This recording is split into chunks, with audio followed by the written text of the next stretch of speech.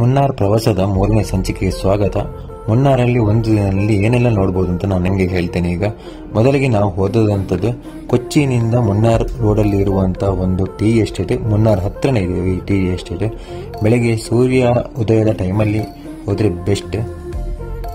ಈ tea estate ನೋಡಿದ ನಂತರ ನಾವು ಹೋದಂಥದ್ದು ರೋಸ್ ಗಾರ್ಡನ್ಗೆ. ಇದು ಮುನ್ನಾರಲ್ಲೇ ಇರುವಂತಹ ಒಂದು ರೋಸ್ ಗಾರ್ಡನ್. ಮುನ್ನಾರಿಂದ 3 ಕಿಲೋಮೀಟರ್ ದೂರದಲ್ಲಿರುವಂತಹ ರೋಸ್ ಗಾರ್ಡನ್. ಅಲ್ಲಿಗೆ ಎಂಟ್ರಿ ಟಿಕೆಟ್ ಬಂದ್ಬಿಟ್ಟು 50 ರೂಪಾಯಿ. ರೋಸ್ ಗಾರ್ಡನ್ ನೋಡಿದ ನಂತರ ನಾವು ಹೋದಂಥದ್ದು ಮಟ್ಟಪೆಟ್ಟಿ ಡ್ಯಾಮ್ಗೆ. ತುಂಬಾ ಜನ ವಿಸಿಟ್ ಮಾಡುವಂತ ಜಾಗ ಇದು. ಇಲ್ಲಿ ಬೋಟಿಂಗ್ ಕೂಡ ಇದೆ, ನಿಮಗೆ ಟ್ರೈ ಮಾಡಬಹುದು ಬೋಟಿಂಗ್. ಇದಾದ ನಂತರ ನಾವು ಇಕೋ ಪಾಯಿಂಟ್ ಅಂತ ಒಂದು ಲೊಕೇಶನ್ಗೆ ಹೋದೆವು. ಈ ಜಾಗದಲ್ಲಿ ಕೂಡ ಬೋಟಿಂಗ್ ವ್ಯವಸ್ಥೆ ಇದೆ.